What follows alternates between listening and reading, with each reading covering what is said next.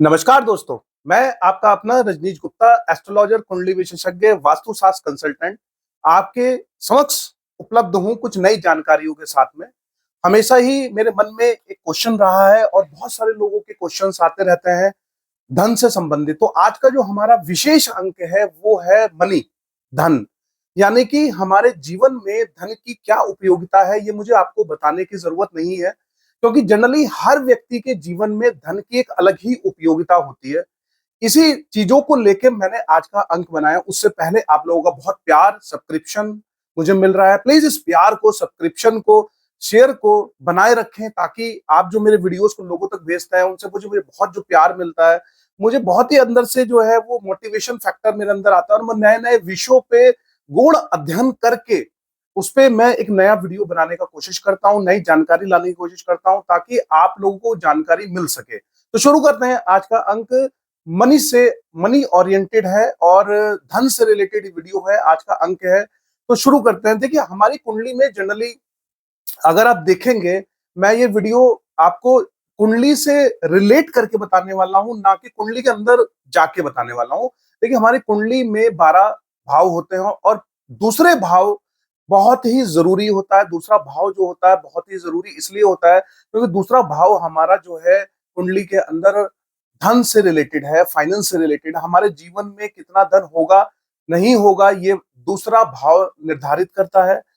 और दूसरे भाव के जो स्वामी हैं वो बुध होते हैं, उसके जो कारक ग्रह हैं वो बुध होते हैं। तो बुध का बहुत सारे लोग जो है बुध के यहाँ पे क्या करने लगते हैं कि उनके जीवन में जब वो देखते हैं कि धन नहीं है तो वो बुध से रिलेटेड चीजें करने लगते हैं। लेकिन बुध से रिलेटेड एस्ट्रोलॉजिकल उपाय करने से पहले हमें प्रैक्टिकल उपायों की जरूरत है, जो कि आज मैं आपके साथ में शेयर करने वाला हूँ। क्योंकि कुंडली के अंदर दूसरा भाव, कुंडली के अंदर चौथा भाव, कुंडली के अंदर आठवां भाव, कुंडली के अंदर 12वां भाव बहुत जरूरी है।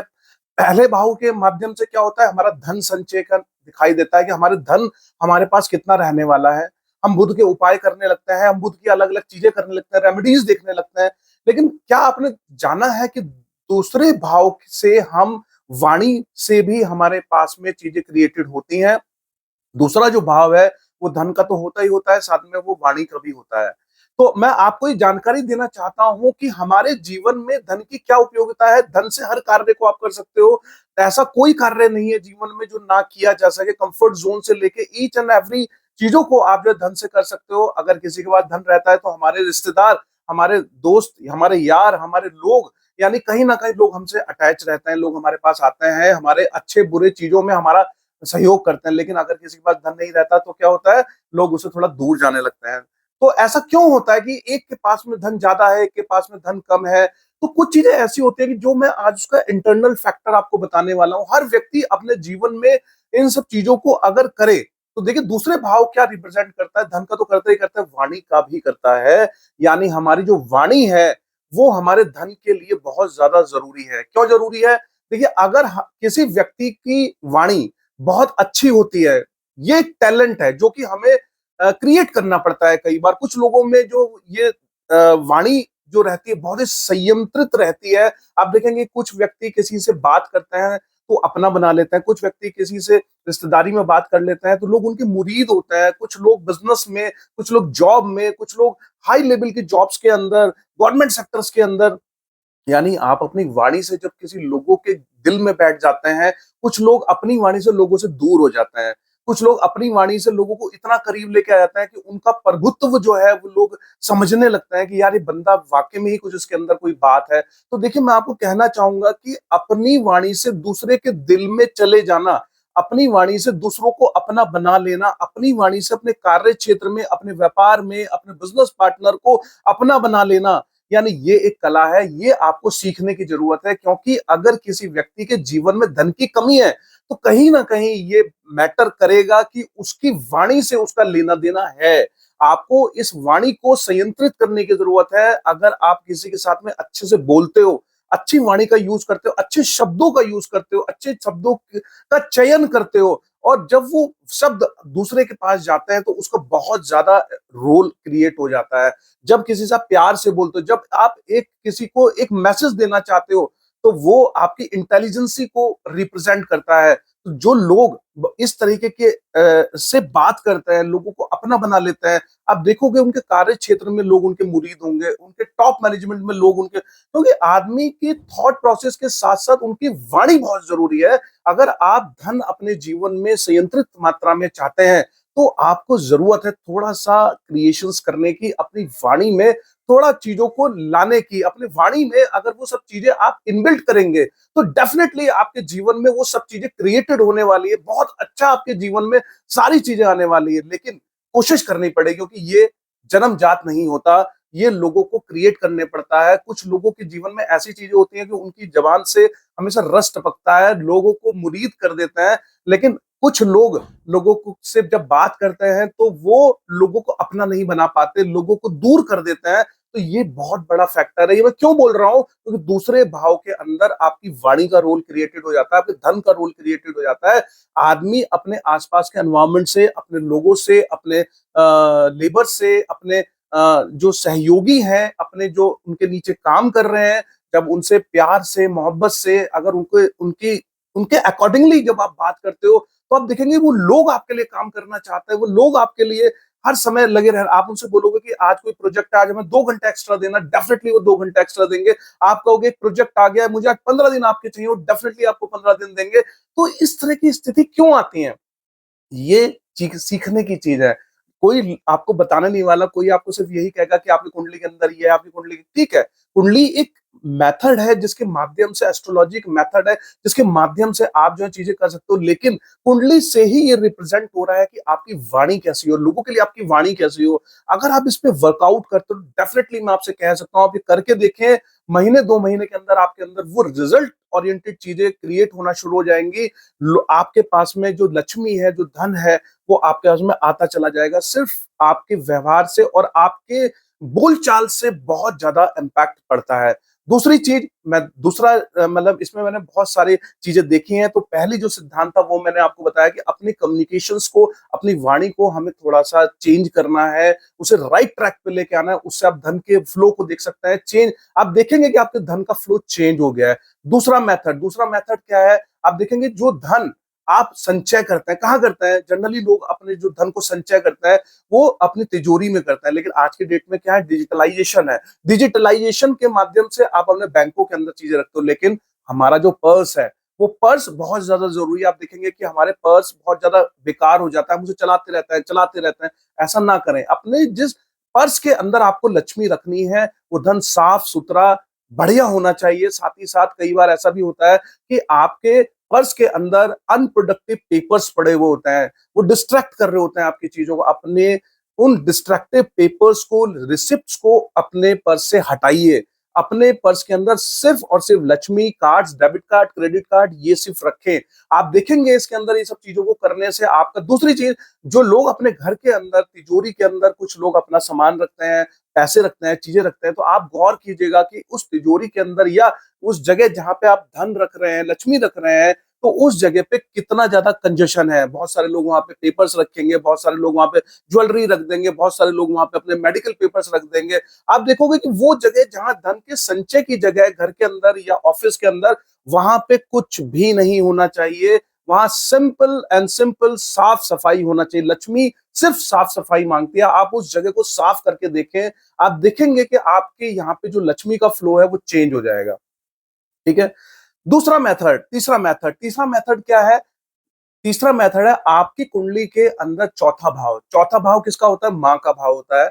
आपके आपके जीवन में धन का फ्लो, आपके जीवन में सुख सुविधाओं का फ्लो किससे आने वाला है? वो माता के आशीर्वाद से भी आता है। कई बार आप कुंडली के चौथे भाव में देखेंगे, अगर आप अपनी माता का ध्यान रखते हैं, उनके साथ बैठते हैं, उनसे बातचीत करते हैं, उनकी सारी चीजों का ध्यान रखते हैं, और साथ ही साथ कोशिश करें कि माता से व्यवहार में अच्छा रखें, उनकी उनकी चीजों का ध्यान रखें, साथ ही साथ उनके लिए नई नई चीजें, कई बार जो उन्हें पसंद की चीजें उनके लिए लाके उनको दें, उनको खिलाएं, उनके साथ समय व्यतीत करें। धन के फ्लो में, कंफर्ट जोन में आपके बहुत ज्यादा चेंजेस यहाँ पे आने वाला है। साथ ही साथ माता जी से एक सिल्वर कॉइन लेके अपने पर्स में रखें, देखेंगे बहुत ज्यादा आपके ऊपर फर्क पड़ेगा। साथ ही साथ आप देखेंगे कि चौथे भाव के अंदर, चौथा भाव जो है वो चंद्र के लिए भी जाना जाता है, साथ साथ माँ के लिए भी जाना जाता है। तो अगर कंफर्ट जोन की स्थिति को इंप्रूव करना चाहते हैं तो माँ को समय दें और उनके साथ बैठें, घुले मिले, बातचीत करें। तो उसका जो प्रभाव पड़ेगा, अगर आप मूवी जा रहे हैं, अपने बच्चों को साथ लेके, माता पिता आपके साथ हैं, तो उनको भी अपने साथ लेके जाइए। आप देखेंगे कि आपके जीवन में वो धन का जो फ्लो है वो चेंज होगा। डेफिनेटली वो चीज वहां पे आपकी बढ़ने वाली, कंफर्ट जोन की जो सारी स्थितियां है वो सारी की सारी माता के आशीर्वाद पे डिपेंड करती है। अगर माता का दिल आपके लिए खुला हुआ है, आपके लिए बहुत अच्छा आशीर्वाद देंगे, तो डेफिनेटली आपकी चीज अच्छी होंगी। चौथा जो चीजें है वो है आपका कुंडली का एट भाव। एट भाव क्या है? एट भाव जो है वो है गुप्त चीजों के लिए। अल्टीमेटली आप देखेंगे शनि का घर होता है। हाँ, शनि का हमारे जीवन में क्यों रोल है? बहुत सारे लोग शनि से डरते हैं। आप देखेंगे शनि जो है कारक देवता है, हमारे जीवन में कारक देवता है। आप देखेंगे कि शनि क्या चाहता है? शनि चाहता है कि आप मेहनत करें, आप अपने कार्य क्षेत्र में मेहनत करें। आपने कभी इस चीज को नोट नहीं किया होगा कि जब आप अपने कार्य क्षेत्र में जाते हैं, आप जब अपने सिटिंग एरिया में बैठते हैं, जब अपना कार्य करते हैं, तो आप देखेंगे कि आप 8 आवर्स, 7 आवर्स, 9 आवर के लिए जाते हैं, लेकिन कितना प्रोडक्टिव टाइम हम वहां इन्वेस्ट करते हैं। कई बार जो बिजनेसमैन लोग हैं, जो बहुत सारे जो ऑपरेशनल एक्टिविटी में इन्वॉल्व लोग हैं, कई बार वो कहते हैं यार हमारे पास धन नहीं है, हमारा फ्लो नहीं है। क्यों नहीं है? आप देखेंगे कि जब वो अपनी जगह पे बैठते हैं तो कितना समय वो अपने कार्य को दे रहे होते हैं। आप कई बार गौर कीजिएगा, हम जब सुबह से लेकर शाम तक कार्य करते हैं तो उसमें हमारा स्क्रीन टाइम, जैसे कि हम जब मोबाइल का स्क्रीन टाइम अगर नोट करें तो आप देखेंगे कि कितना ज्यादा समय हम उस समय पे किल कर रहे होते हैं। तो हमारे पास धन का फ्लो कहां से इंप्रूव्ड होगा?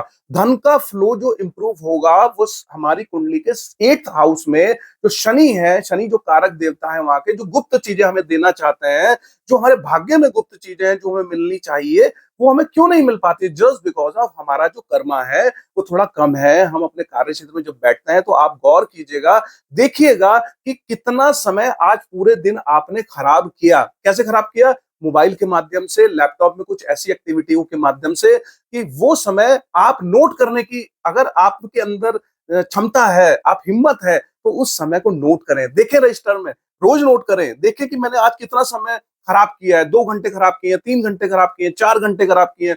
ये जब एक्टिविटी को आप नोट करोगे और इस चीज को इम्प्रोवाइज्ड वे में लेके जाओगे तो आप देखोगे कि आपके पूरे दिन में 8 से 9 घंटे के अंदर 3 से 4 घंटे आप वेस्ट कर रहे थे। अगर इस 3 से 4 घंटे को आप प्रोडक्टिव वे में लेके आएंगे, अपने फॉलोअप्स के लिए काम करेंगे, क्लाइंट्स के लिए काम करेंगे, पेमेंट्स के लिए काम करेंगे और बहुत सारी चीजों के लिए नए क्लाइंट्स की अप्रोच करने में काम करेंगे, डेफिनेटली जो आपकी चीजें हैं वो इम्प्रोवाइज्ड होने वाली है। क्योंकि शनि चाहते हैं कि आप मेहनत करें कार्य क्षेत्र में। जब हम कई बार भ्रमित हो जाते हैं, कई बार ऐसी स्थिति आती है कि हमारे ऊपर राहु की कई बार जो है वो दृष्टि पड़ रही होती है और हम जो है भ्रम के जाल में फंस जाते हैं। हम वीडियो देख रहे हैं, हम फेसबुक में लगे हुए हैं, हम स्क्रीन टाइम अपना बढ़ाते चले जा रहे हैं, तो उस समय में अपने प्रोडक्टिव टाइम को हम कम करते हुए चले जा रहे हैं। शनि इस चीज को नोट कर रहे होते हैं कि आप कितनी मेहनत अपने कार्य क्षेत्र में करते हैं और कितना आपको उसका रिजल्ट देना चाहिए। तो जब हमें रिजल्ट का नंबर आता है तो हम कहते हैं कि यार हमने तो बहुत मेहनत की है, लेकिन हमें रिजल्ट कम क्यों मिला है? तो रिजल्ट क्यों कम मिला है? रिजल्ट इसलिए कम मिला है कि कहीं ना कहीं हमने अपने कार्य क्षेत्र में न्याय नहीं किया। अगर कार्य क्षेत्र में न्याय करा होता तो शायद आज उसका परिणाम, उसका जो रिजल्ट है वो कुछ और हुआ होता। ये सबके साथ होता है, लेकिन हमें वो नोट अगर हम करें, अपने डायरी में नोट करें, रजिस्टर्ड में नोट करें कि हमने आज कितना समय खराब किया और उसको स्कूटनी करके नेक्स्ट टाइम उसको इम्प्रोवाइज करें, तो देखेंगे कि आपके जीवन में वो जो धन का फ्लो है वो कितना चेंज होने वाला है, वो कितना ज्यादा इम्प्रोवाइज्ड होने वाला है। साथ ही साथ आप देखेंगे कि हमारी कुंडली के 12वें घर में से हमारा लेना देना है। क्यों? 12वां घर जो है वो खर्चों का घर होता है। तो खर्चे कहां से होंगे? खर्चे जो है अल्टीमेटली 12वां जो घर है वो हमारा मोक्ष का घर है। कुछ कार्य हमें अपने जीवन में ऐसे करने चाहिए, लोगों की हेल्प करनी चाहिए, जो हमें, कई बार जैसे कहते हैं ना, बड़े बूढ़े कहते हैं दान कर दीजिए पर एक एक हाथ से दे तो दूसरे हाथ को ना पता लगे। तो हमें लोगों की हेल्प करनी चाहिए, निस्वार्थ कार्य करना चाहिए। तो हमारा धन जो है अगर प्रोडक्टिव कार्यों में वे खराब, मतलब अनप्रोडक्टिव कार्यों में वेस्ट होता है, जैसे कि हम लीकर्स के अंदर हम जो है मतलब जुए के अंदर, इवन बहुत सारी ऐसी एक्टिविटी जिसमें कि हम अपना धन वेस्ट कर देते हैं। तो कई बार इस तरह की स्थिति आती है कि हम अपने धन को वेस्ट कर देते हैं। तो कोशिश कोशिश करें कि अपने धन को वेस्ट कैसे ना करें, क्योंकि कई बार ऐसे भी होगा कि आप प्रोडक्टिव कार्यों के अंदर धन लगाएंगे, जब धर्म कर्म के कार्यों के अंदर धन लगाएंगे, तो धर्म कर्म के कार्यों में जब आप धन लगाते हैं तो स्पेसिफिकली जिन लोगों को जरूरत है वहां पे अपने धन को जो है आप यूटिलाइज करें। क्यों? क्योंकि धन और बोली ये किसके अंडर में आता है? बुध के अंडर में आता है। तो बुध क्या है? हमारी वाणी का कारक है। बुध के लिए हमें क्या करना चाहिए? बुध के लिए हमें कंसंट्रेटेड होके मेडिटेशन करनी चाहिए, क्योंकि मेडिटेट जब हम करेंगे तो आप देखेंगे कुछ समय हमें मेडिटेशन की तरफ जाना चाहिए। कुछ समय हम जब मेडिटेट करेंगे तो हमारी बोलचाल के अंदर, हमारे व्यवहार के अंदर, हमारी टर्मिनोलॉजी के अंदर बहुत सारा चेंजेस आने वाला है। और सबसे लास्ट जो मेथड है वो मेथड है आपका, आपकी कुंडली का वास्तु और आपके घर का वास्तु दोनों मैच होने चाहिए। जैसे फॉर एग्जांपल आपकी कुंडली में जो कारक ग्रह है, आपकी कुंडली का पहला हाउस, आपकी कुंडली का चौथा हाउस, आपकी कुंडली का नौवां हाउस, ये जो आपके ग्रह होते हैं ये आपके कारक ग्रह होते हैं। इनके कलर को कॉम्बिनेशंस को देखिए, इन कलर कॉम्बिनेशंस के हिसाब से अपने जीवन में कुछ डील्स कीजिए। जैसे गाड़ी खरीदनी है तो कारक ग्रह के हिसाब से खरीदिए। आप जो रत्न पहनते हैं वो कई बार अपने कारक ग्रह के रत्न पहनते हैं। तो ये कारक ग्रह के जब आप रत्न पहनते हैं तो वो आपको कहीं ना कहीं इम्प्रोवाइज कराते हैं। जैसे फॉर एग्जांपल ये ओपल पहना हुआ है, ओपल जो है वो अल्टीमेटली किसके लिए है? गुरु के लिए है। तो गुरु की राशि जो है कौन सी? वृषभ राशि है, प्लस साथ में उसकी दूसरी राशि है वो तुला राशि है। तो मेरे कारक ग्रह क्या है? शुक्र है तो मैंने पहना हुआ है। मेरे जो कारक ग्रह है वो बुध है, मरकरी है तो मरकरी में मैंने ग्रीन कलर की यानी पन्ना मैंने पहना हुआ। तो इसी तरीके से जब हम कलर कॉम्बिनेशंस देखते हैं तो इन सब चीजों का हमें ध्यान रखना जरूरी है। साथ ही साथ हमारे घर का वास्तु, हमारी जैसे कि हमारी ये 16 दिशाएं होती है, 16 दिशाओं में जो एक एक बेल्ट होती है, नॉर्थ ईस्ट वेस्ट साउथ, ये जो दिशाएं होती हैं ये हमारे अलग अलग कलर रिप्रेजेंट कर रही होती है। क्योंकि हमारे जीवन में अगर आप देखेंगे पांच जो हमारे जो तत्व हैं, अग्नि पृथ्वी वायु जल आकाश, इनके पांच जो कलर्स हैं ये हमारे घर के वास्तु हैं।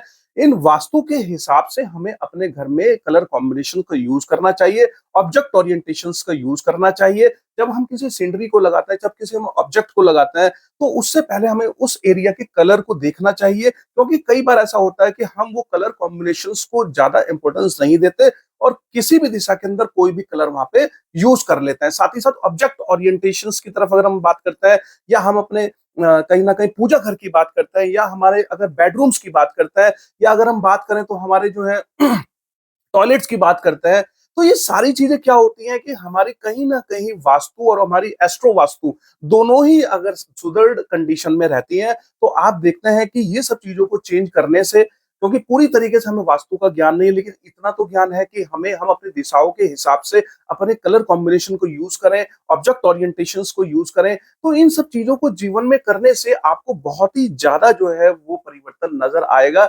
ये मेरी कोशिश है कि मैं आपके धन को इंप्रूव करने के लिए नई नई चीजों को आपसे अवगत कराऊं। जैसे कि पहला पॉइंट मैंने आपको बताया कि अपनी बोली के अंदर, अपनी वाणी के अंदर वो सौम्यता लाइए, वो चीजें लाइए कि आप दूसरों के दिल में बैठ जाएं। सेकंड पॉइंट मैंने आपको बताया कि आप अपनी माता के साथ में समय व्यतीत कीजिए, माता से अपना जो है कॉइन लीजिए, अपने पर्स में रखिए। साथ ही साथ जहाँ पे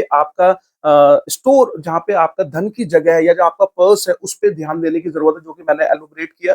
साथ ही साथ मैंने आपको बताया कि किस तरीके से आप जो है अपने कार्य क्षेत्र में कितना समय दे रहे हैं, तो उस समय को कैसे इम्प्रोवाइज कीजिए, अपने समय की प्रोडक्टिविटी को इम्प्रोवाइज कीजिए, जिससे कि आपके शनि खुश होते हैं और साथ ही साथ आपको जब रिजल्ट देने का नंबर आता है तो डेफिनेटली आपको वहां पे अच्छा रिजल्ट देता है। साथ ही साथ आपकी कुंडली का वास्तु और आपके घर के वास्तु को सिंक्रोनाइज कीजिए और उसको यूटिलाइज कीजिए अपने जीवन के अंदर, तो आप देखेंगे कि किस तरीके से आपके जीवन में धन का जो फ्लो है वो चेंज हो जाएगा।